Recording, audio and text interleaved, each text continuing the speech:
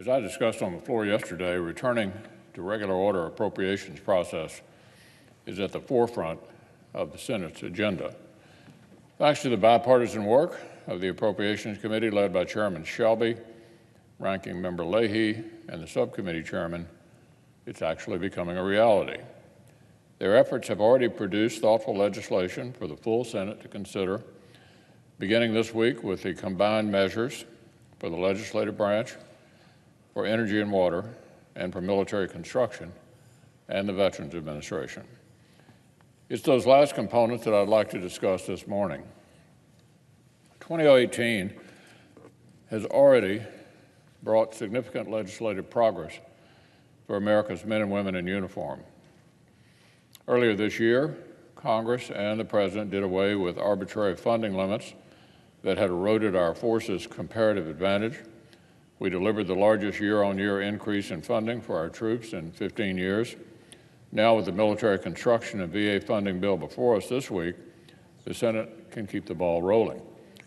The committee's package would deliver mission-critical maintenance and improvements that are needed on installations both at home and abroad. It would support active duty personnel as well as National Guard and Reserve units. It would allocate significant resources for projects that reinforce key alliances and extend our influence around the world.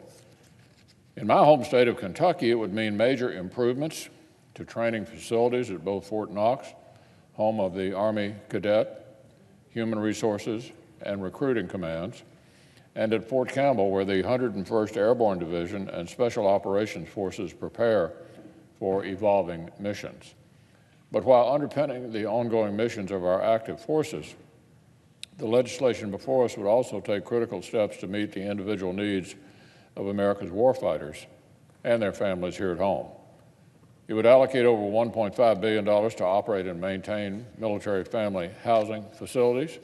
It would provide for vital safety updates at overseas American military schools, part of a system that serves more than 66,000 children. Hundreds of millions in additional funding would go to build and improve the network of military medical facilities, which provide care to nearly 10 million service members and military families. Finally, within the military construction legislation is important funding to support our veterans.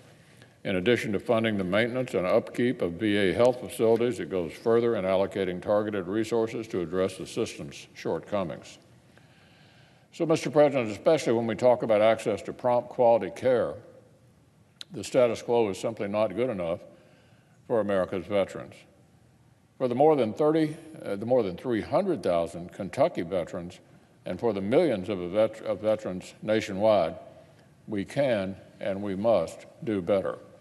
That's why this bill includes billions of dollars to improve claims processing and to cut down on backlogs, and funding for treatment, mental health services, and preventing opioid misuse. There are plenty of good reasons to support this appropriations package. But one of the most compelling is the support it will deliver to our all-volunteer military and those who have served our country in uniform. So let's keep this legislation moving this week. Now, on another matter, speaking of government spending, we'll soon have an opportunity to save some of the money taxpayers entrust to us.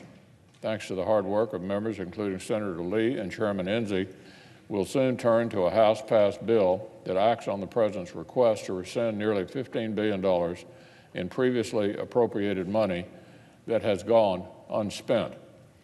This modest belt tightening would in no way infringe on the bipartisan spending deal that senators on both sides agreed to earlier this year. This savings package is 100% unrelated to that agreement. Let me say that again. This savings package is 100% unrelated to the bipartisan agreement we reached earlier this year. It is totally separate. It simply pulls back a small amount of unspent funds from a variety of government accounts.